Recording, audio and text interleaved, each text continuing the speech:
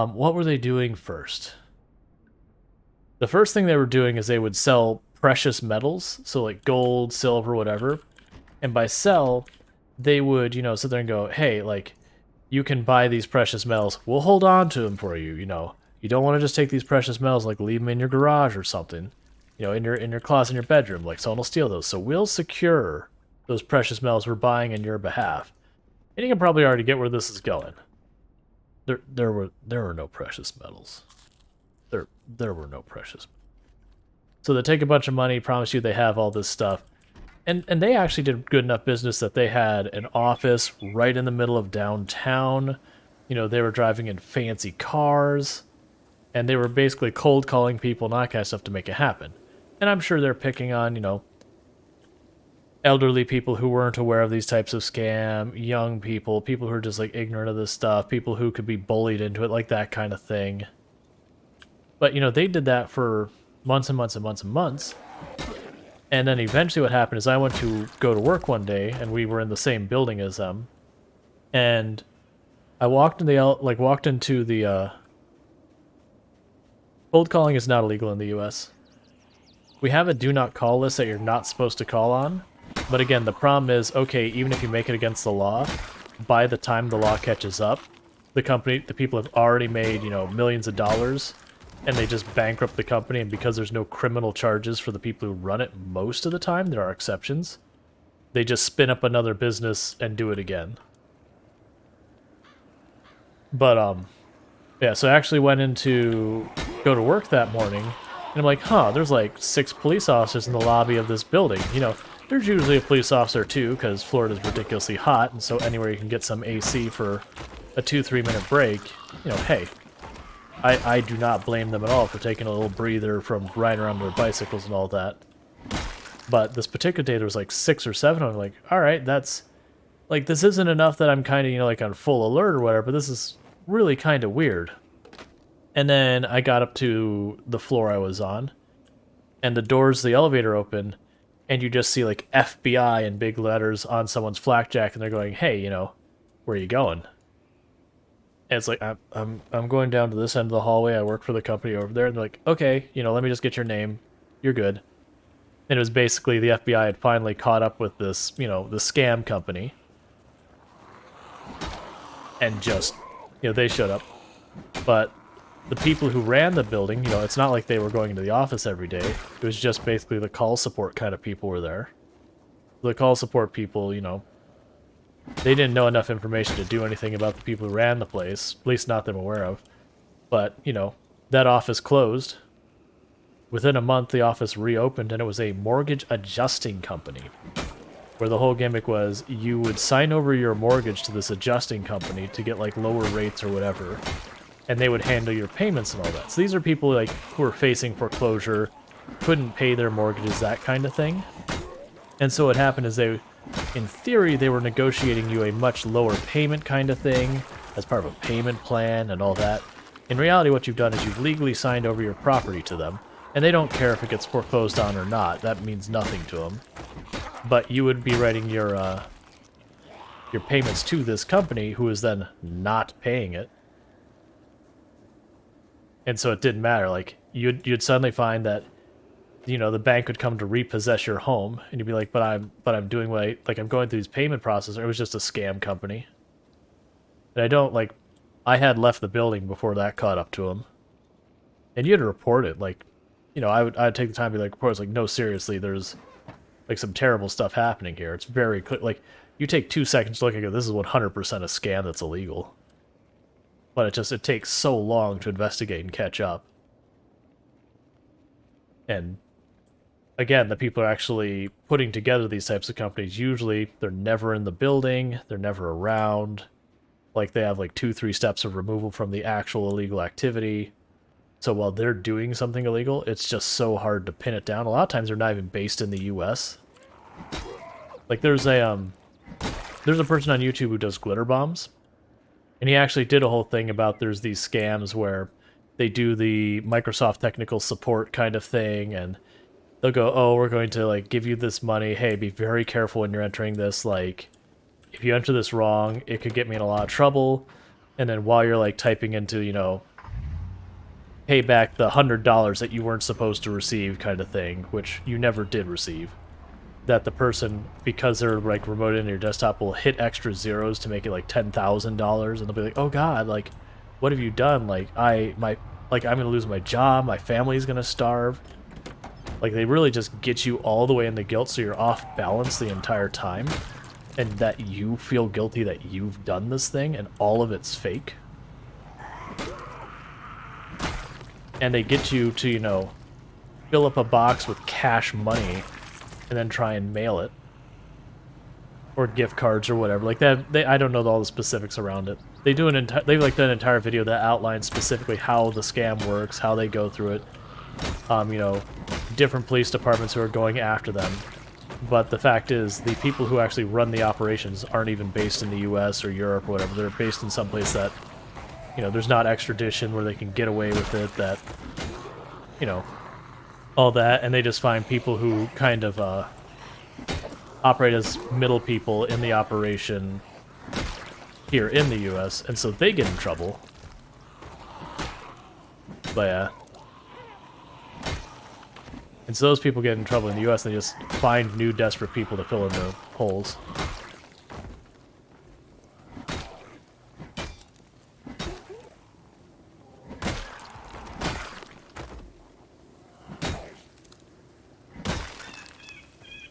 Yeah, let's see. Yeah. Right, yeah, and so like I said, cold calls, so I want to say, and when I say they're legal or not legal, there's certain type that are, and there's certain types that aren't, but it's just the fact that, again, by the time the law catches up, the people they're going after have already moved on, and actually getting them pinned down is super hard.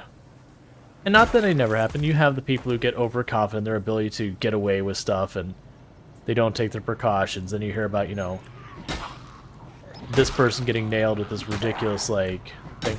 Like, there was, oh, I'm trying to remember, was it in India? There was somewhere that they had, through a joint operation with the local authorities, they had taken down one of these giant spam centers and all that. And, you know, for a period of time, we actually saw a notable reduction in spam calls here in the US because one of the primary offenders was shut down, but, you know, they just got replaced over time. Yeah, I've seen Kit Bogas. I can't watch his streams when he's doing like the whole thing where he like talks to a scammer and like, you know, really like basically waste their time for as long as possible, which is a 100% a completely and utterly charitable thing. Like, he's doing an amazing thing by taking these scammers and just wasting their time for as long as possible, so that, you know, every minute they're being wasted there, they're at least not getting another, another person who's just ignorant to the scam, or that they're scared or whatever. You know, not taking an innocent person's money and leaving them with nothing and all that.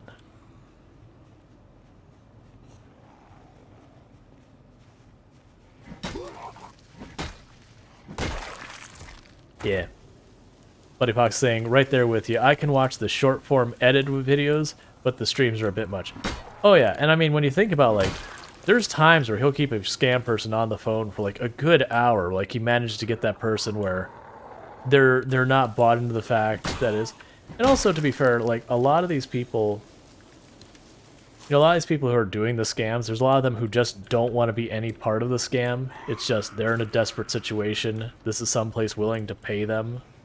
So, you know, they're not saying it makes it innocent what they're doing or anything. But, like, when they sit there and get, you know, roped along, if it's a place that they're just kind of being paid by the hour, they actually don't really give a crap.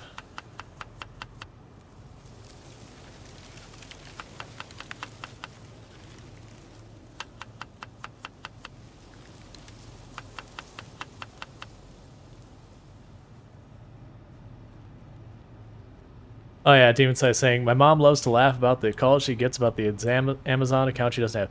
Yeah, there's so many that, like, I had a car for a while, I mentioned this before, that was like this really, really beat up old Honda that You know, it was an 87. Like, this...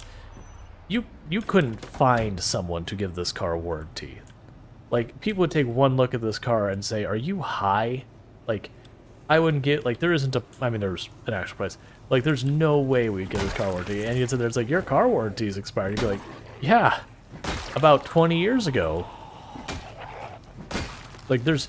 No one's going to warranty this car. Like, it's amazing this engine hasn't exploded and fallen out of this car. Are you kidding? None of the previous owners took care of it. I've personally re-welded the transmission on the stupid thing.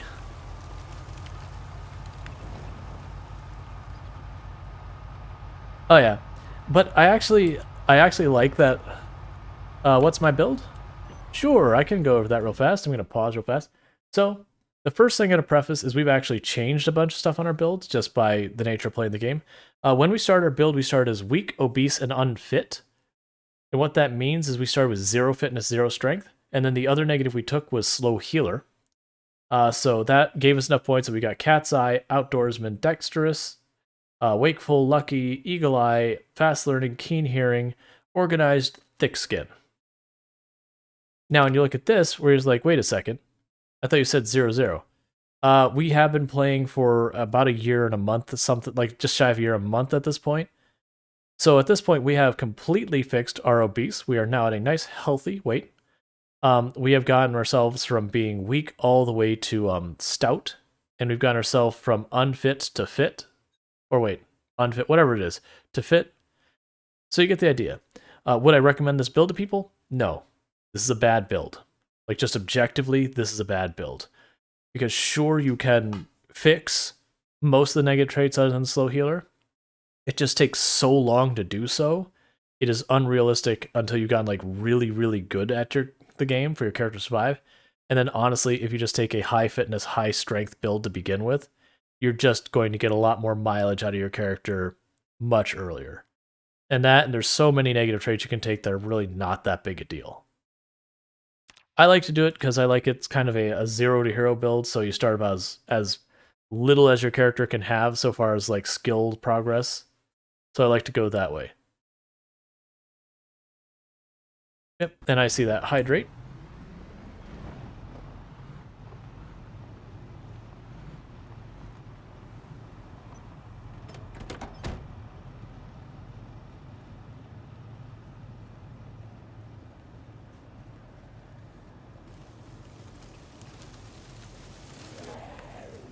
Burns said, a friend of mine had a long-running conversation with a Nigerian prince, while my friend said he was Bruce Wayne of Wayne Enterprises, and it was pretty good. I think, like, I haven't done too much with, like, scammers, because usually when I realize it's a scammer, I tend to be the kind of person who, like, just hangs up and says, nah, I'm just not doing.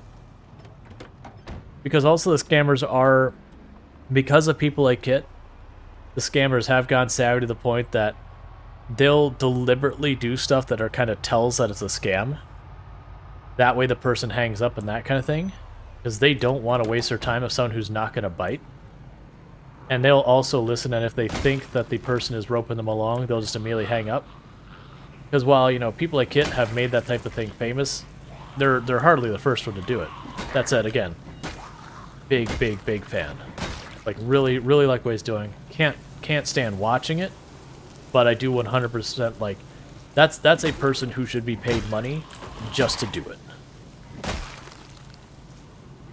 Like, 100% earns, you know, earns the reputation he's got and all that.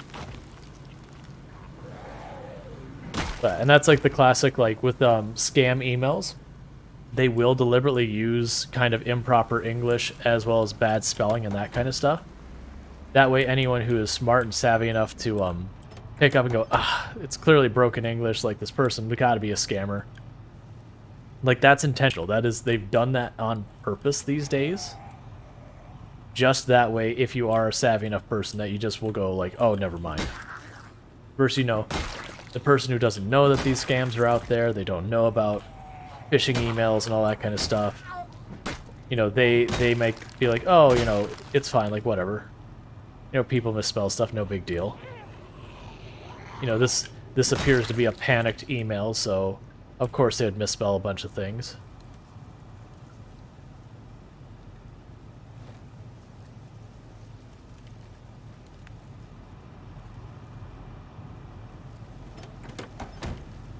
Oh, I haven't heard of that. I can already, just from what you've described, I can already guess start to finish how that thing works. That just, it plays the part of old man that you call, and it's just like, what? You're gonna have to speak louder. Did you say cat? I don't have a cat. And again, just to get them to waste their time.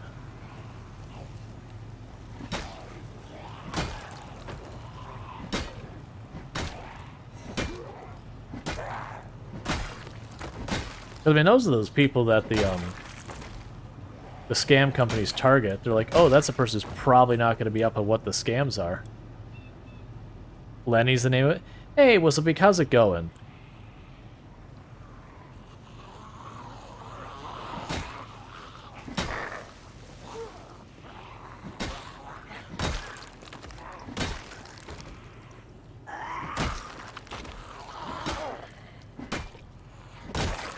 Like, one of the ones that impressed me, this is going back a couple of years, so, like, email spam's been a problem for a super long time. Like, that's, you know, at this point, everyone realizes stuff gets dumped in this. I shouldn't say everyone.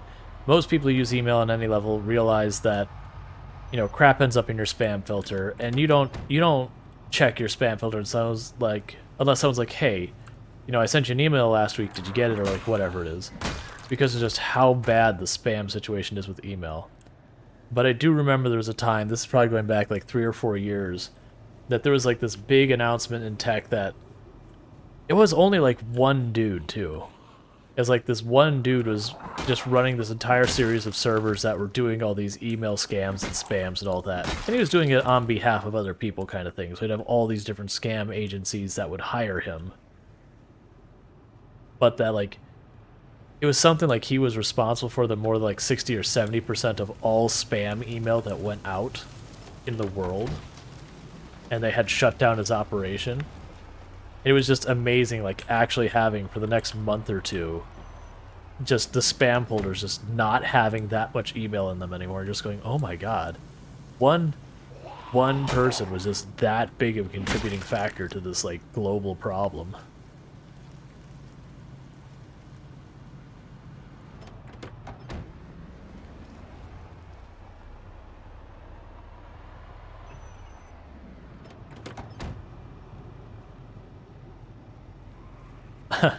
I also liked, there was here in the US, I can't remember the specific, so there's a technology, and again, I'm not an expert on telcos so far as their intertech, but like there was a technology that the telcos were providing that effectively made phones available here in the US for scam companies in other countries that was being heavily abused.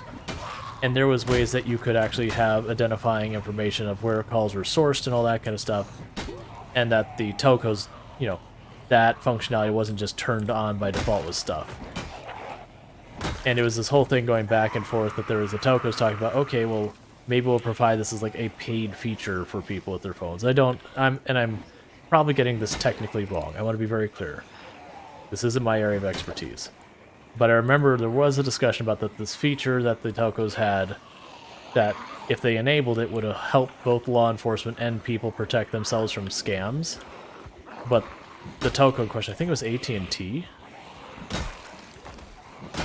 but that the telco involved in the particular discussion happening, you know, wanted to basically make money doing it, because they were effectively selling lines to these scam companies, because they basically their thing was, we don't care who's using the phone line, like they're a paying customer.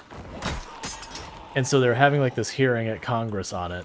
And it was one of the people who was like actually supporting AT&T's stance. And then during the conference, they got more than one scam call, and there's like, you know what, never mind. Like, this crap is garbage. Like, I cannot stand this. I don't ever know what happened to it, but I think that was around the point that, you know, Google and T-Mobile and all them started turning on things where when you got a scam call, it would start flagging as scam likely. So my assumption is that technology got turned on. All that said, again, I'm not an expert. I could have all of those details wrong. I just remember there's a whole thing where there's this whole hearing on Congress about some something that the telcos could tangibly do on the spot that they're kind of withholding because profit. And that the person who was supporting them in Congress got fed up with scam calls while they were trying to talk about this topic, that they just were like, all right, you know, I retract my entire argument. Like, I'm like, he didn't argue for the thing being turned on. He just removed his argument against the thing being turned on.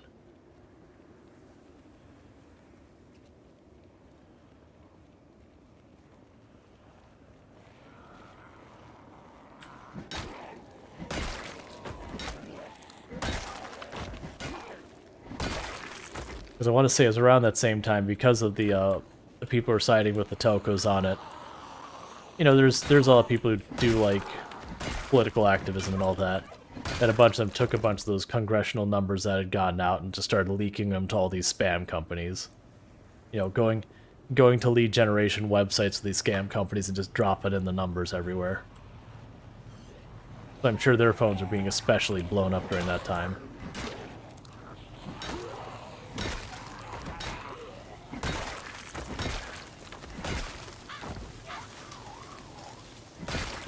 I wish I could remember the details more accurately, because I'm sure I've misrepresented this on accident.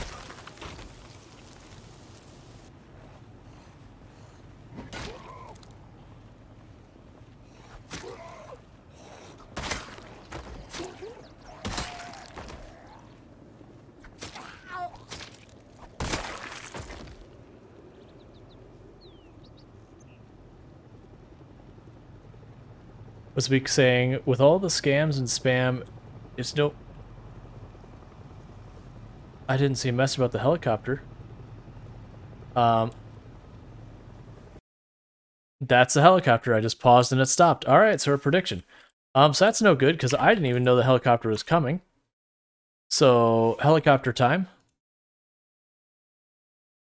Same as always, I'll go over the rules real fast, just because we do have probably new people in the channel. So when it comes to the helicopter, basically the rules are, we consider ourselves having survived the helicopter in the event that we have the helicopter come through, it leaves, then I go to sleep and wake up in the morning, and we haven't taken a fatal injury. So that being, if I get scratched, lacerated, or bitten or anything from this moment on till after, you know, like until we go to sleep, if that happens and it ends up infecting us, killing us, then we have failed to survive. If we don't take an injury or it's non-fatal, we've done fine. Let's see. And meanwhile, I'll give everyone a moment. Ichitenma says, I love scam calls. I waste their time so much and piss them off. I keep one on the phone for 2 hours, play dumb, messing up everything. Need to try to target me. Yeah. And there's been a few times way back that I try and do that where, you know, again, you just waste their time. I think the worst I did, this wasn't a scam call, this was a military recruiter who just didn't get the thing, because they have a very predictable spiel. So I would get like the call from the Air Force, the call from the Army, the call from the Navy, the call from the Marines. And like the Air Force was cool, they called me once about the recruiter thing, and it was like, I'm sorry, I'm just not interested. Like, I've already got plans for the future. They left me alone. Cool. Navy was still the same kind of way, where they only called me once or twice and then left me alone. But it was the Army was the one that just kept calling and calling and calling. It's like, look, I'm not interested. And I eventually got to the point that just, I wasted that poor recruiter's time. That was just 100% just playing dumb. Because I was just so over it at that point. It's like, look, you guys call me several times a week. I've made it clear this is never going to be a thing I'm going to agree to. You're wasting my time. It's wasting your own time. Like, lose my number. And I'd asked them to stop calling a number of times, and they still did. So I'm going to go up to this open spot up here. We'll fight from there. At least that was the plan. Okay, yeah, this will be fine, because I'll park it up here. Kill the engine.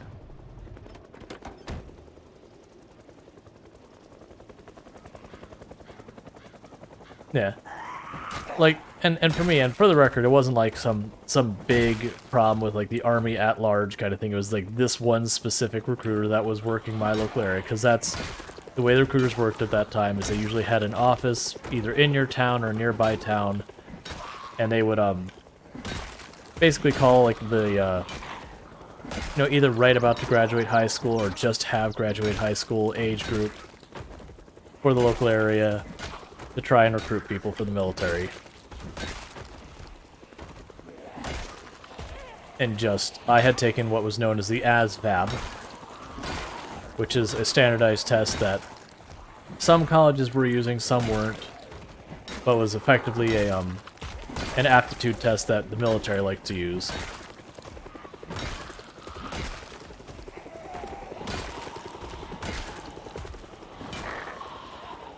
Yeah.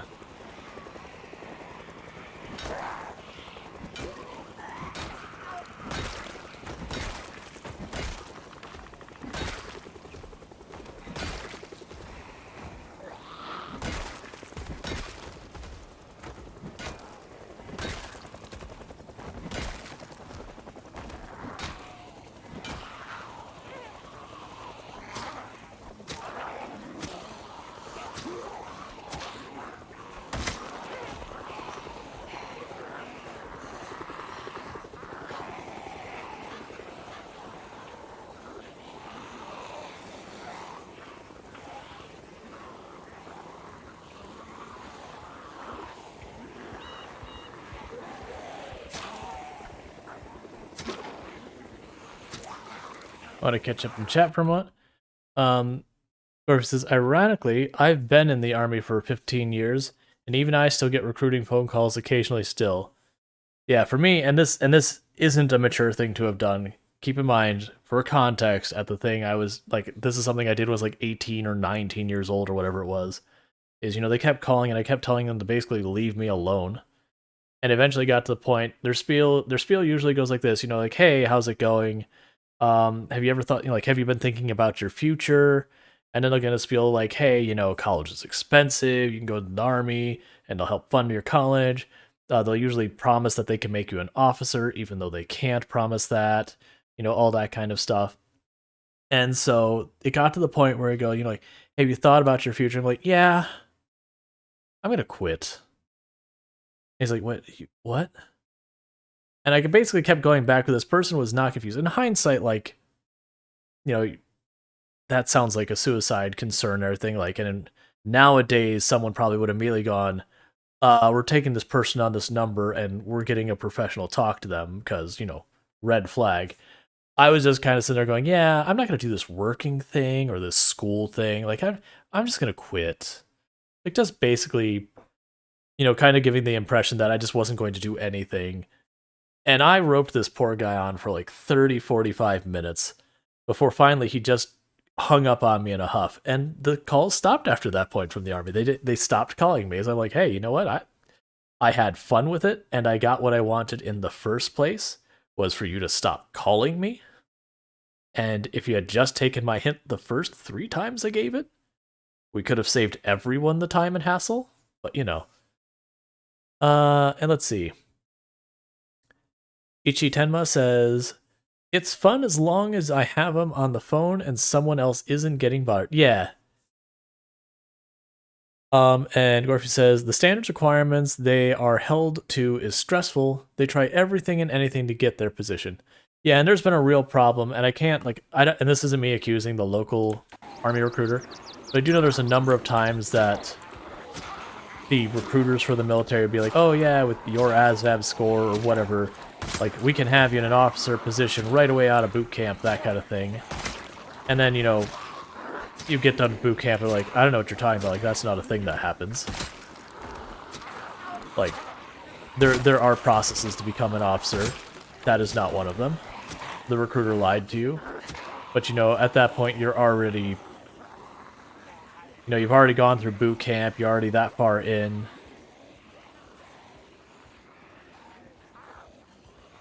And I did hear they started doing a lot better about accountability to the recruiters since then, because we're talking, this is going a ways back. This is like turned to like 2000 or whatever.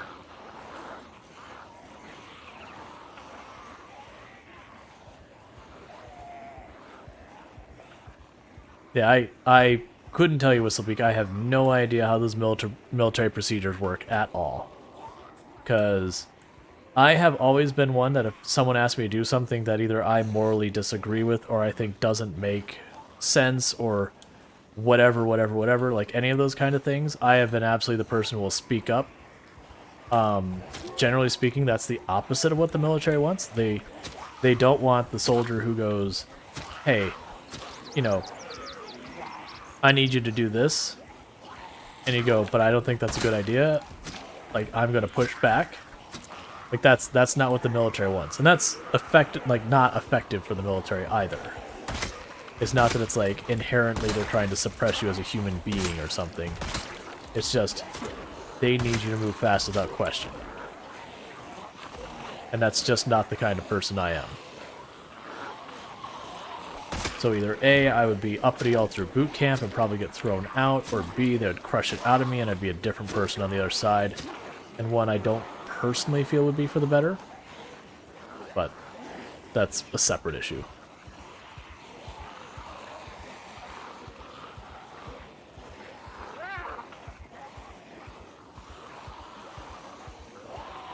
That's to say, there's nothing wrong with like military service or anything like that. Just being clear there.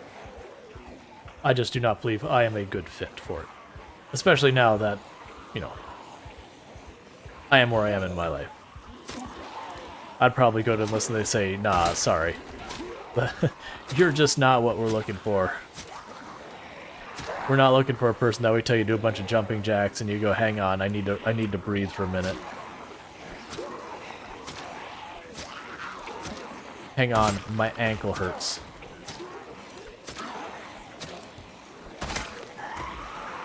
That age catching up to me.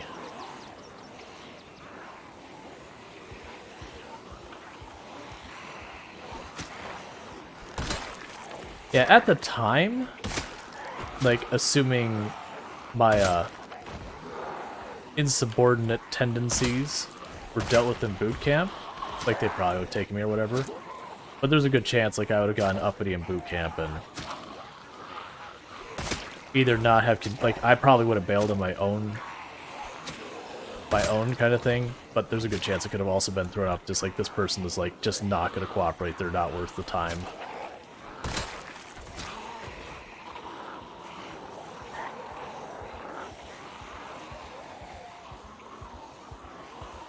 Yeah, no, and I got one of those, Elgos was saying, you know, I almost joined during the '08 crash, but, they just didn't take me because of a screwed up ankle, and then said, I'm glad I didn't,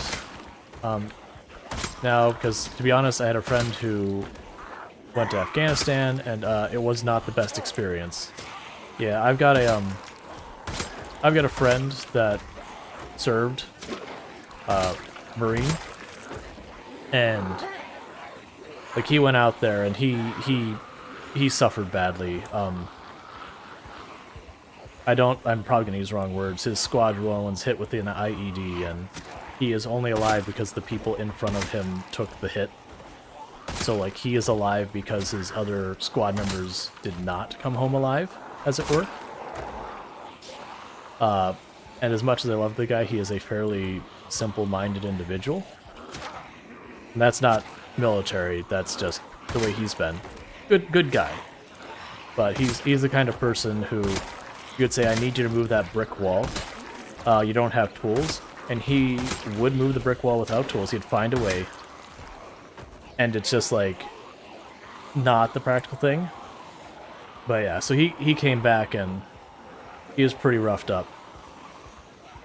And then he did re-enlist even after that. And they actually put him on I don't know what the duty's called, but you'll have the person who comes back to deliver like they'll bring like a folded up flag or whatever for a fallen soldier to the family. And he wasn't the one giving the flag, but he was one of the ones with the person giving the flag. And so as a person of his predisposition, you know, that really messed him up. He's doing much better now, to my understanding, though.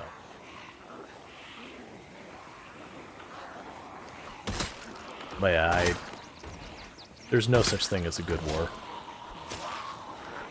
And I guess I should at this point probably say let's probably switch that topic. That's not chill vibes. And that's as much on me as anything.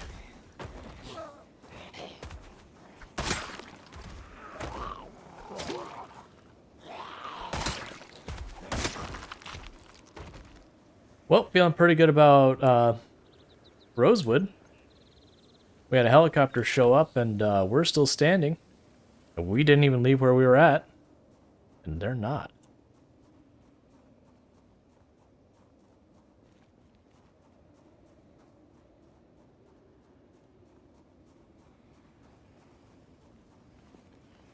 Zomboid says, shouldn't a car window protect you from bites? Yes, a car window does protect you from bites. The thing to keep in mind, if any of your car windows are damaged, you can be attacked through it.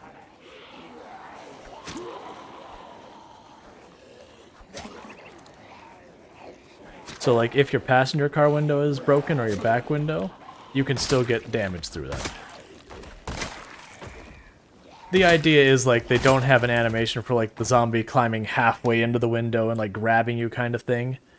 So it's just the zombie will sit there and, like, paw at the car, and then you'll just hear the crunch noise of you getting injured. Just think of it as, like, a, yeah, so there's no point in smash... Like, I don't know if there's, like, higher or lower odds depending on which window or anything like that. That might be a mechanic. But generally speaking, you do not want to drive around in a car with your window down or with your windows broken if you're going to be around zombies.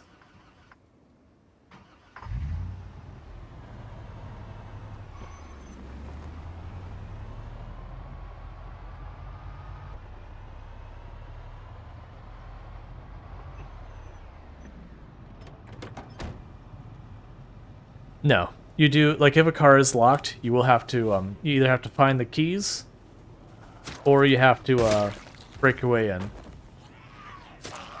But you can replace windows fairly easily.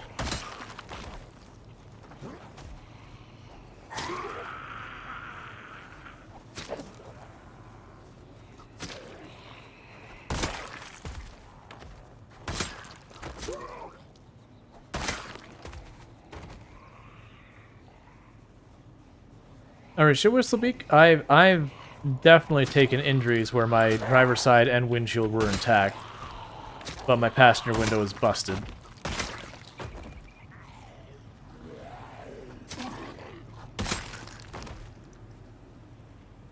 Yeah. The way I excuse it is, like, there isn't an animation for, like, because in real life, okay, this window here is broken, and, well, of course the zombies are interrupt, but you're in the driver's seat. And so my assumption is what happens is the zombie has effectively pulled itself into your car and grabs you and bites you or scratches you or whatever it does, but there's just not an animation for it.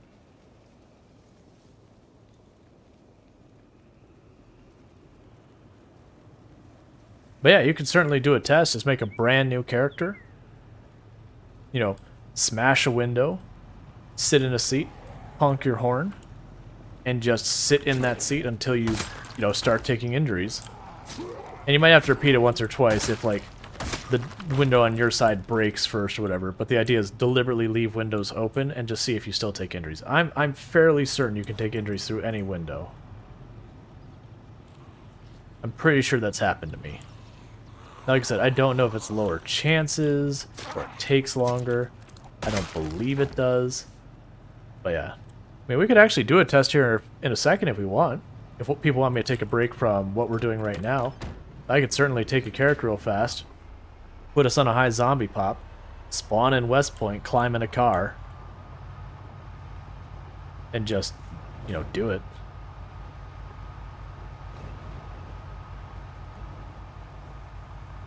Yeah, no, zombies should not hurt you through a window. It should require at least one of your windows being broken. Now, that said, I don't know if the zombie has to be on that side of the car or anything. It could be that the zombie can hit you from any side of the car, it doesn't care. I actually don't know if the cars have, like, a directional hitbox or anything of, like, that side. Not like that description.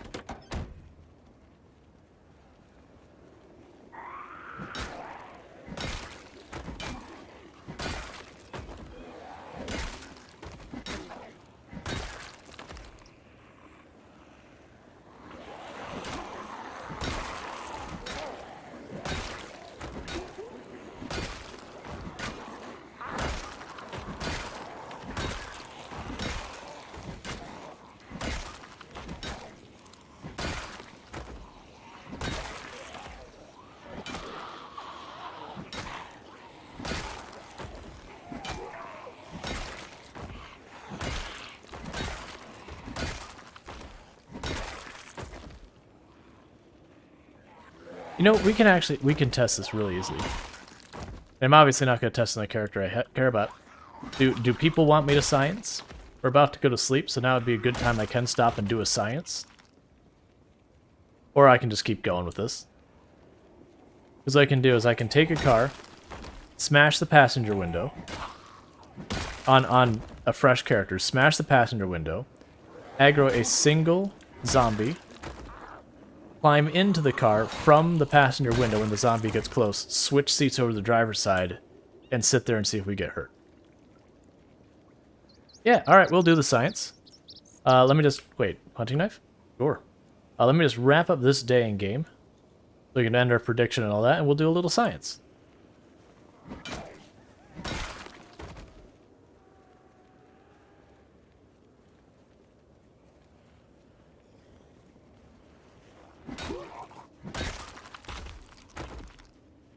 I'm sure others have already done the science, we could look it up, but let's... One of the things about science is not just trusting the previous results, but to go through their method of testing, repeat it yourself, and see if you get the same results. It's important. You got to keep verifying and verifying and verifying. Come on, finish your salad.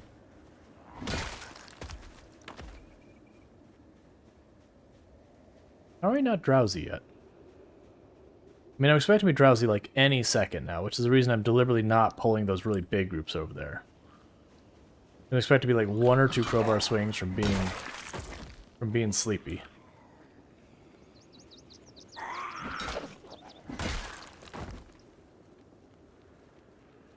That's how you end up with kids. Yeesh.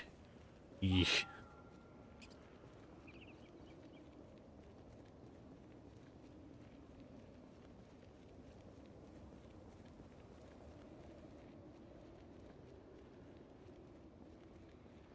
Got some zombies in the backyard of that house.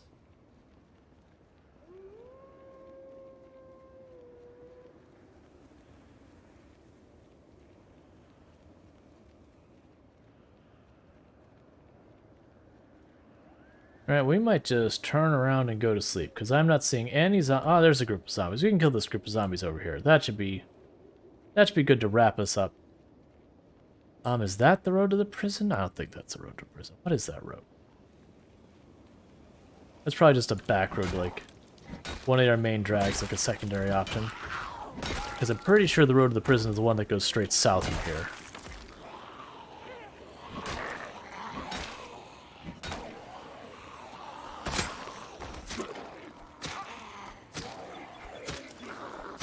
Yeah, oh, I should, yes, the road I am currently standing on is the road to the prison. I was asking about the gravel road, sorry. Yes, the road we are currently on, this concrete road going that way, that should be the road to prison. This dirt road, or gravel road, sorry, over here, that was when I was like, where's that road go?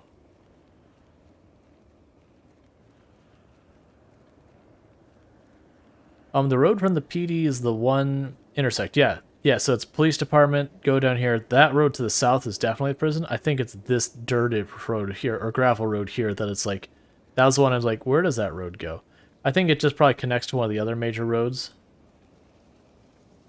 But yeah, that road going south is 100% to the prison.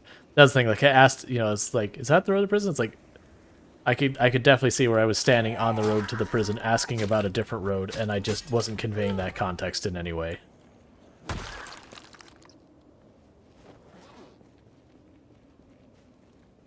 Alright, so, let's go ahead and pop in here, because it's getting late anyways.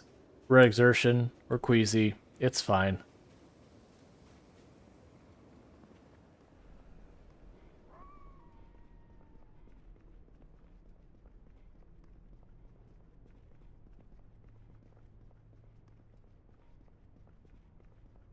Top off our water.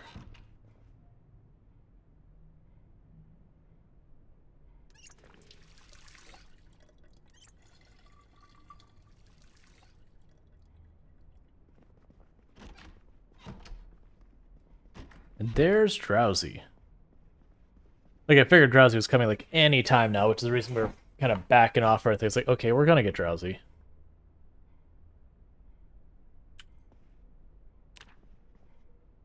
Alright, so we have slept. The helicopter's long gone. We did survive. So the prediction is done.